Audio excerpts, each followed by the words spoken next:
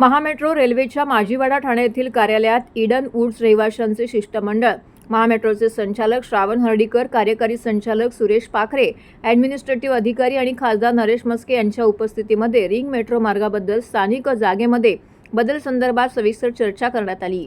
रहिवाशांचा प्रमुख मुद्दा ring metro मार्गाबद्दल आणि स्थानक जागेत बदलाबाबत ईडन वुड्स रहिवाशांनी आग्रही आहेत।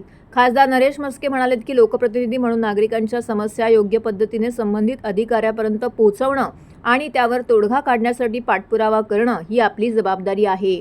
उपमुख्यमंत्री एकनाथ शिंदे यांनी दिलेल्या निर्देशानुसार नागरिकांना कोणताही त्रास होणार नाही आणि शहराचा विकासही योग्य पद्धतीने होईल अशा समन्वयातून या मेट्रोचं काम करण्यात यावं असा स्पष्ट संदेश देखील त्यांनी यावेळी महामेट्रोच्या अधिकाऱ्यांना दिला आहे। नागरिकांच्या सर्व सूचना अडचणी समजून घेऊन त्यावर योग्य तो निर्णय घेण्यात येईल, तसेच त्यांच्या तक्रारींचं निवारण करण्यासाठी प्रामाणिकपणे प्रयत्न केले जातील असा शब्द यावेळी महामेट्रोच्या अधिकाऱ्यांनी ईडन वुड्स रहिवाशांना दिला आहे। सदर बैठकीत ईडन वुड्स कॉम्प्लेक्समधून प्रतिनिधी रजनी पितळे, विवेक सोनार, श्रीदेवी पिल्ले, राजेश अनंतकृष्णन, विलास तसखेडकर, सुधांशू चौसाळकर, दिनेश कांडपाल, श्रीराम नगरकर, रवी अय्यर, हिरानंदानी मेडोजमधून संतोष विश्वनाथन उपस्थित होते। रहिवाशांनी दिलेल्या मौल्यवान सूचना अनुभवी अभियंता श्रीराम नगरकर, रवी अय्यर, राजेश अनंतकृष्णन यांनी मौलिक सूचना केल्यात आणि तांत्रिक बाबी अधिकाऱ्यांच्या निदर्शनास आणून दिल्या।